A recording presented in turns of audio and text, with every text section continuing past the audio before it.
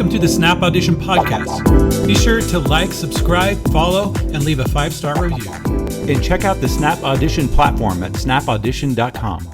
In this episode, we continue our discussion with Juli Nickel. Juli works with prospective college music majors to help them get through the audition process. Check out her coaching service at julinickelconsulting.com. And also check out part 1.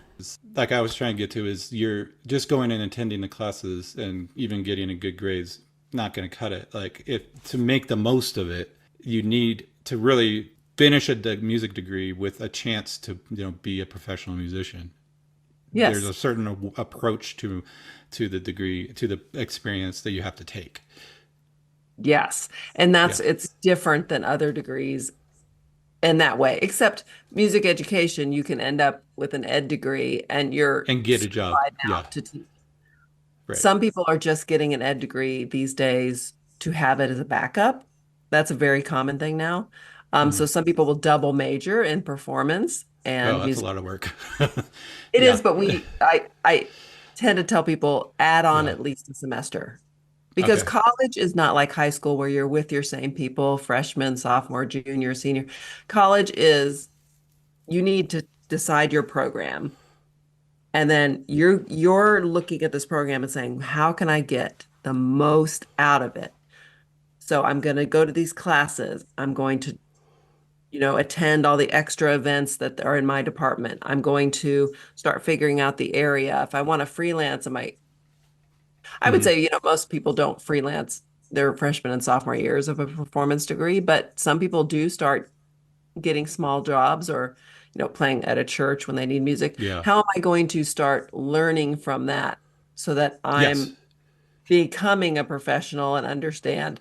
And it's amazing what people don't understand about the freelancing side. Now, schools are getting better at teaching that, right? I talk. Yeah, I've noticed some of the programs I was looking at the curriculum, they have extra classes on entrepreneurship or whatever. Yes. That is, I never saw back in the 90s, No. Yeah. It's so great now because you can create a career. Even what I'm doing now is part of a multi-layered career. I could stay just teaching flute, and I could stay doing my freelancing, but I just felt like, one, I wanted to do more. And then every time I looked at different jobs or what I wanted to do, it always came back to, I really like working with this age group, and I really like the details in the organization, and I like to help these people with this process. I feel really passionate that I'm at a stage of my life when that other people's success through this journey is really important to me. Yes. You've learned, I'm an entrepreneur, and so I love the idea of multiple streams of money coming in. Yeah. Because you might, as an entrepreneur, you start a business and it might take years before you make any money from it. And then, but I have to have, so I love that discussion. But one fact about the music industry or arts in general is there is money in it. There's a lot of money in the music industry. It's just, where is it going to? And the people it's going to are not necessarily, or usually not necessarily the people on stage playing something. One of the problems I had when I went to college was I only had this idea of it's all or nothing. Like I made it, Yes. I auditioned at the New School in 99, got a scholarship, but it wasn't big enough and I never went there. But I didn't know I could ask for more money. I was just going to say, did you ask for more money? I didn't know. They had a music theory test too. But I had a flight that left. I remember it was after my audition and I was like, oh, I didn't know there was a music theory test. Right. So that's all in the past, but regardless, I always thought of it as like, because my family never knew any of this, that I either was going to be a performer and have records and have a touring career and all that, or I was going to have to fall back on something else. But now I think of it as, it actually, maybe it would have taken 10, 20 years to get to that. But I could have had another stream of money coming in from another source of income, teaching lessons or doing something that wasn't just performing, Oh yeah. And there's so many options. So I had a student in my career skills class who's a computer science major, but he wants to be a DJ. And Yeah. and it was really impressive what he'd already done. But it's like, wait a minute, I think I want to perform all the time, but what can I do in the meantime? Where's my like super gift? What could I give and do?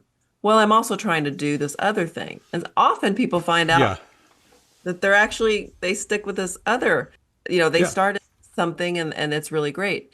That's obviously at the end of the college career, but you want to prep people as they're going into college to just keep their eyes open, watch for all doors that open. So like we talked about jobs, right? I talk to my students often like, if you can have a job, if you have to have a job, one, minimal hours. Two, have the job around the business you're in. Like, my daughter was an Yeah. usher Ideally. for a Yeah. theater. So she got to see all the performances. Yeah. And you see what happens behind the scenes kind of thing. Yeah. Yeah, so you're kind Yeah. of working your education at the Yeah. same time. My husband talks about he worked at Pizzeria Uno in Boston, Oh, and that's a great place. Yeah. yeah, it did not so it did Yeah. hurt his freshman year of practicing. Oh, it It was did. it was Yeah. too much. So yeah, Yeah. Restaurants, being a waiter, working in a restaurant, that's hard work. So it's hard. it's, yeah. Exactly. And then you don't want to go home and practice French horn, after you've smelled like Mm-mm. pizza and But if no. you get paid less, but you sit at a front desk and you're not tired and you were able to Right. complete some homework, it's worth it. Well, and this goes to this is an equation too, because you're Yeah. saying, okay, I got into three schools, but this one, I'm gonna have to work part time, 20 hours a week to make it work. Yeah. And then this one, I'm not going to. Yeah. Yeah, that's something you really have to weigh. So You have to weigh it and you have to weigh, the teacher, the program, the location. Like for each person, the list of, let's say we're shuffling a deck of cards, location is one, yes. money, every single thing is a deck of cards. For every single Hmm. person, the top of the deck is a different card. Yeah. So Okay. what the importance level is to them. And that may change through their audition year. So Hmm. figuring out what's most important, what's going to make them feel really great about when they get to the year and they make an acceptance to a school, they're going to feel like, I'm ready to go. I'm comfortable with this choice. I know it's good for me. There's all this label where people feel they must have the label of a great school. Now, I may not be going to the New England Conservatory of Music, but this program I'm going to, Yeah. I am going to do well there. I feel great about it.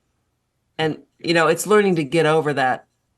What it's learning to know your situation Yeah. and Yeah. make it work for you. That's what I want for everybody. I could see where people sign up to have you help them with your consulting, with your coaching. You can give people confidence because you've been there. You can give Yes. students confidence, and when they say, "I'm going to go to this school that's closer to home because I want to be closer to home," or they give me a bigger scholarship or whatever, you can say, "Oh yeah, that's completely fine because I could see you doing boom, boom, boom, boom," instead of just being Yep. out there and guessing whether or not that's a good idea.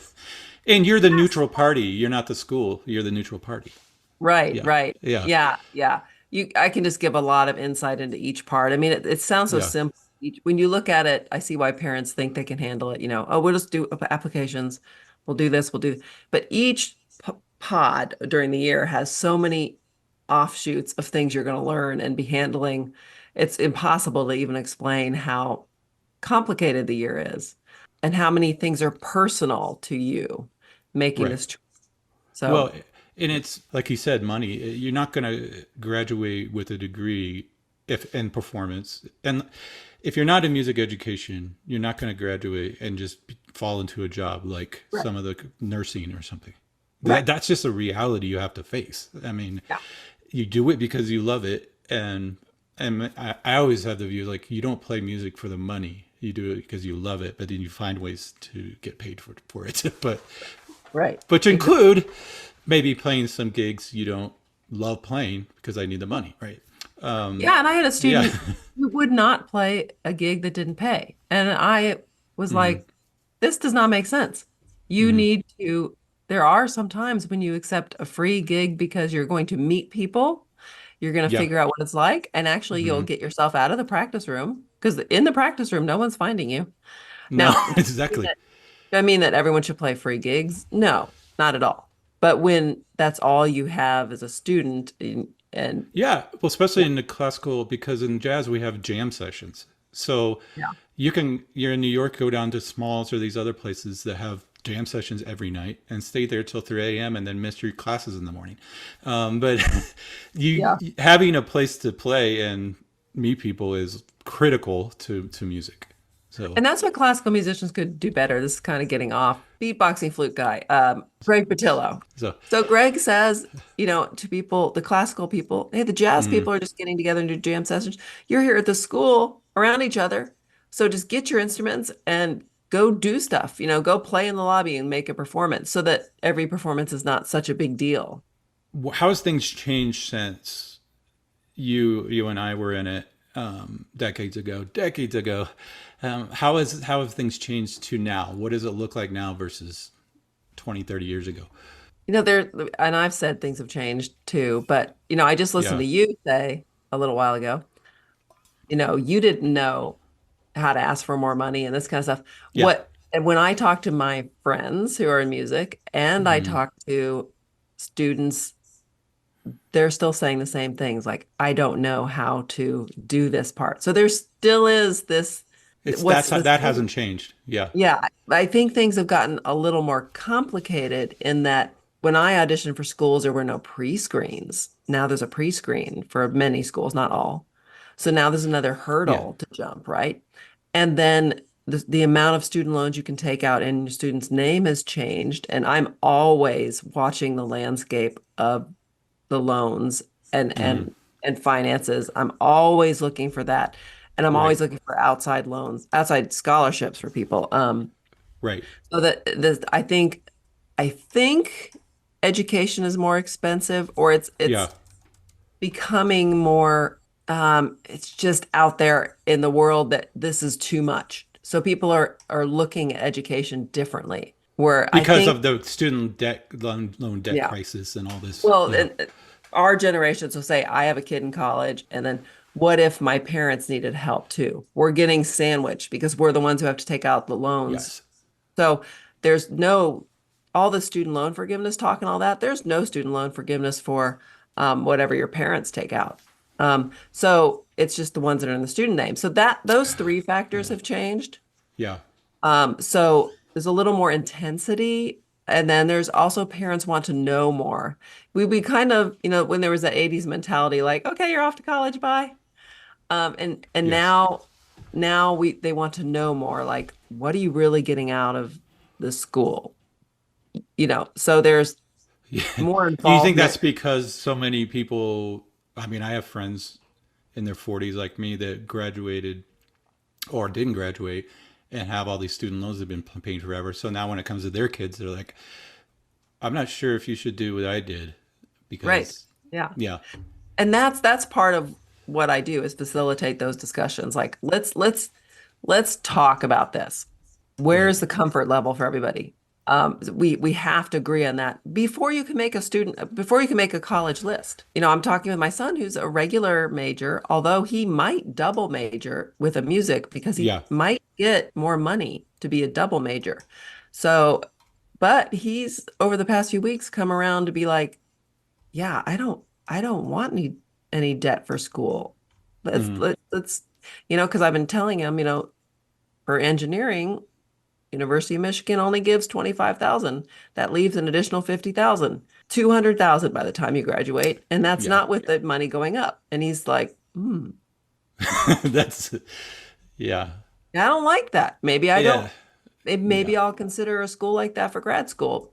So I think there's more conversations happening, but some people don't know how to start having the conversation and getting the direction going. Yes. This is what I do all the time for years and years.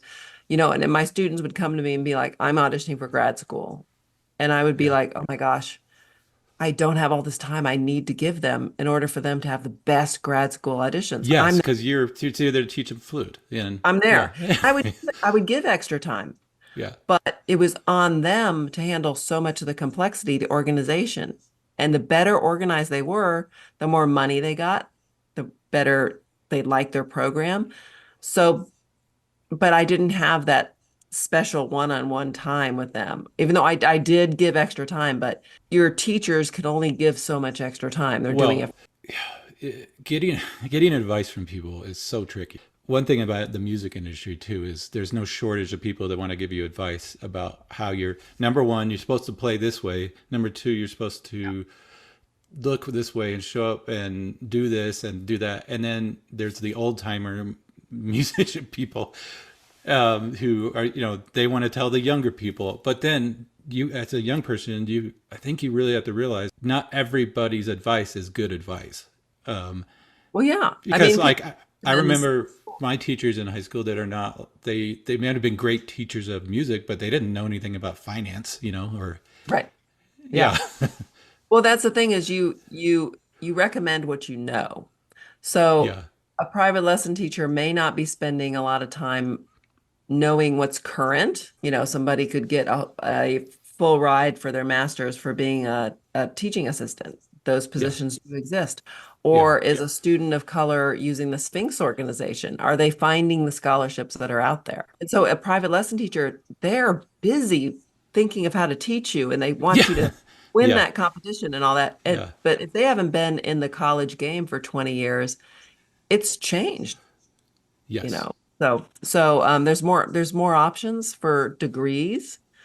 Like there's a 5-year degree at my school where in performance and what do you call it? Music administration. Did they teach you, is it more like business type classes or? Yeah, they will be interesting to organizations that are hiring, the behind the scenes at the NSO or the Dallas Symphony or whatever, the music administration. You have experience there now. Yeah. So let's say you want an orchestral job, but you don't win one when you're in your degree program, or you go into your master's, you still haven't won one. Right. What you're going to have to earn money.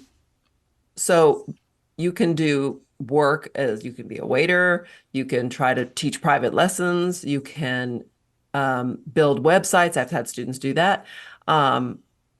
You can, but I happen to have this master's in music administration, and this job keeps me around musicians. Right. And I can, maybe I'll move up and around, or I'll find, I've actually had people that find their true love that way, actually. Really? So true love or true love?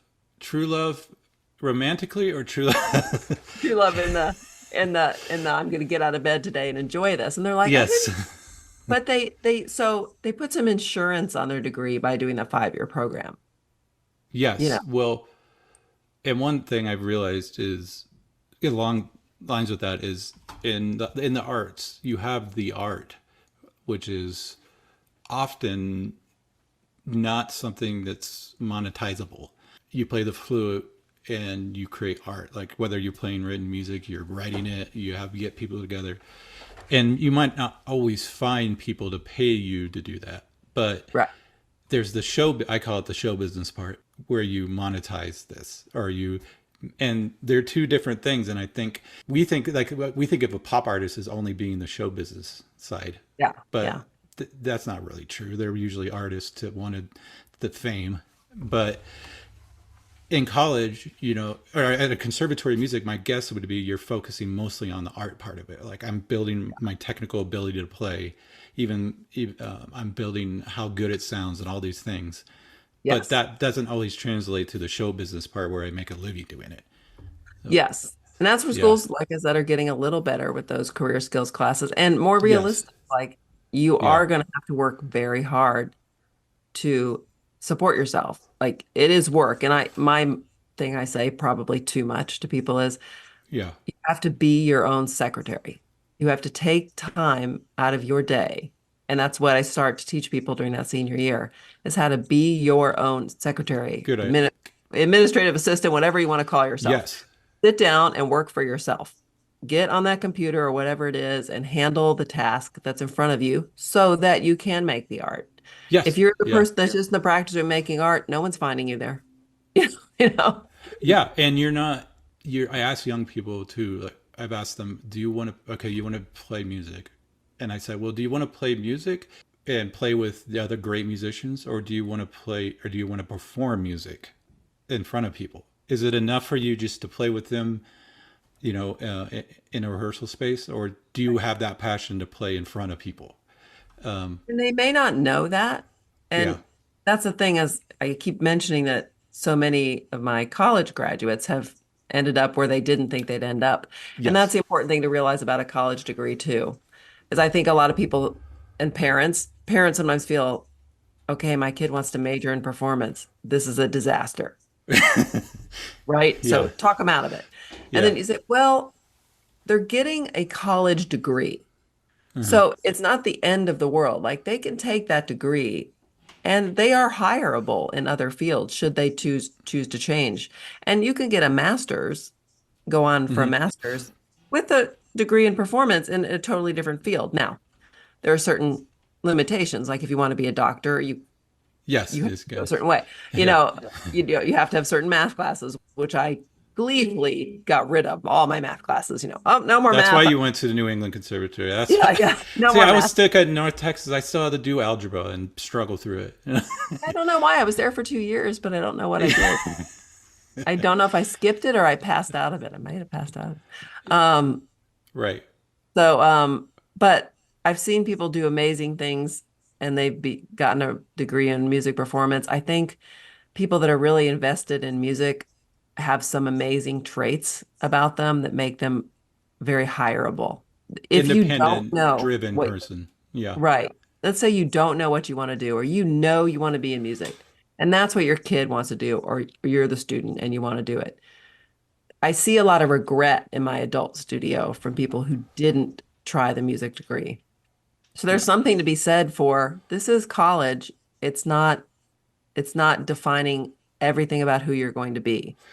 Yes. So if you're passionate and you need to start a degree this way, you should do it. But we need to be more organized and have our eyes open and learn how to be our own secretary. One last question I had was, what's the mentality? How should you think about how they evaluate you and making sure that you're prepared for that?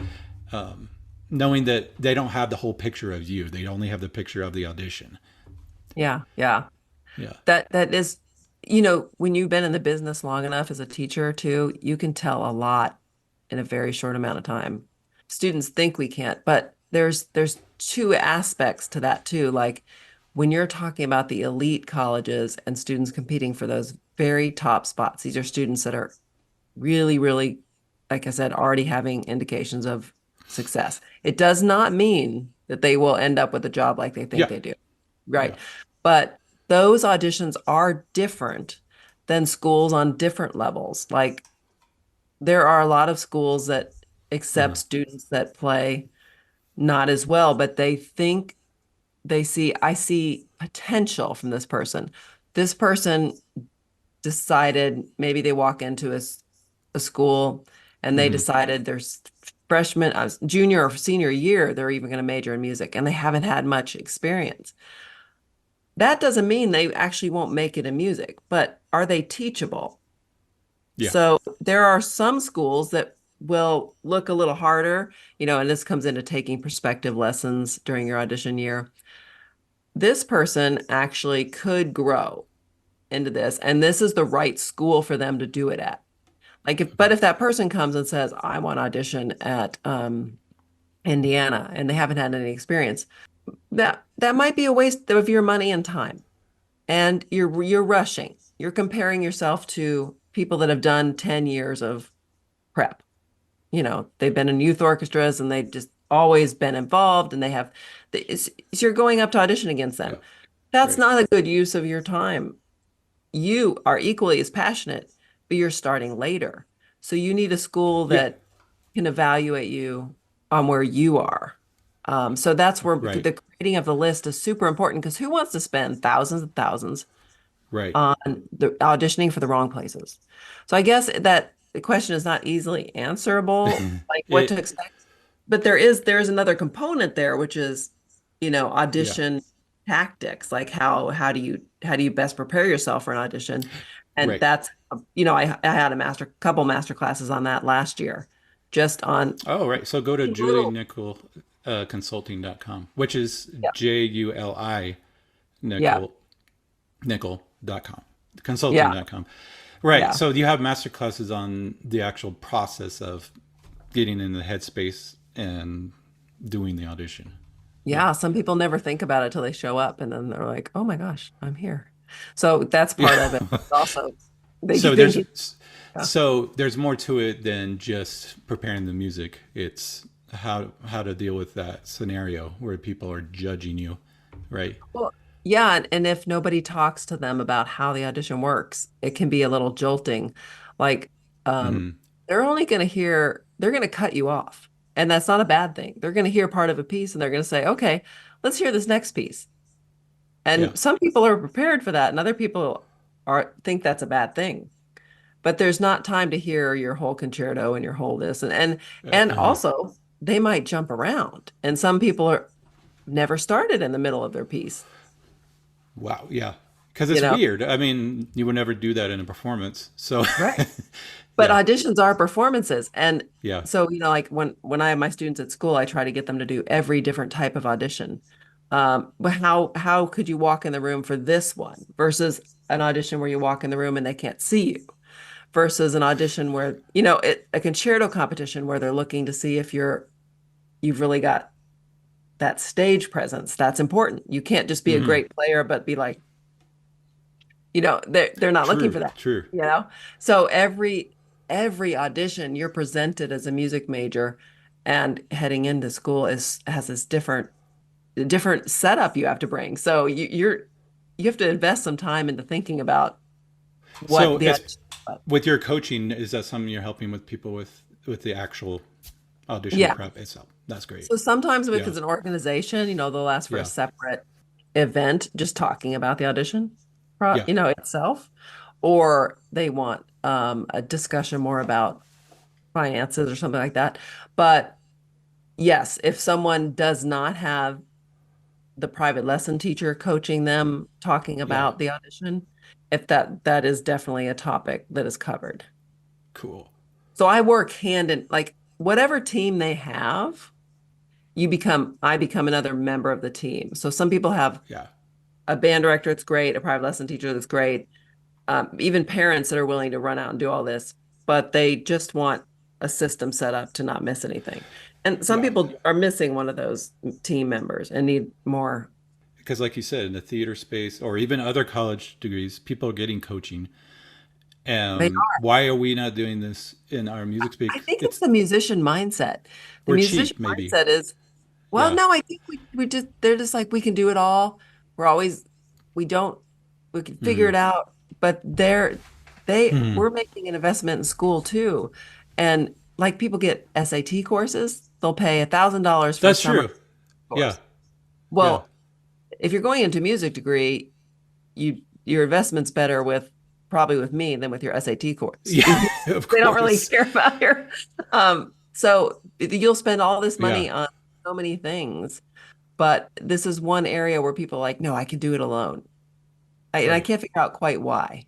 This is, I hopefully will take off for you and you'll start a trend, like I said, in all kinds of different types of people in different subgenres of music. And we'll be able to help people navigate this world because the fact is, even though 4 years is a short amount of time, it can, if you take out the wrong loans or in the wrong place, it can stay with you for a long time. It's been great talking to you. Like I said, everybody can go over to Juli Nickel Consulting.com. I'll put it in the notes there. It's Yeah. Juli And I put a Nickel. lot of stuff on Instagram on my account there. Yeah, follow on Instagram. Thank you, Julie. Thank you.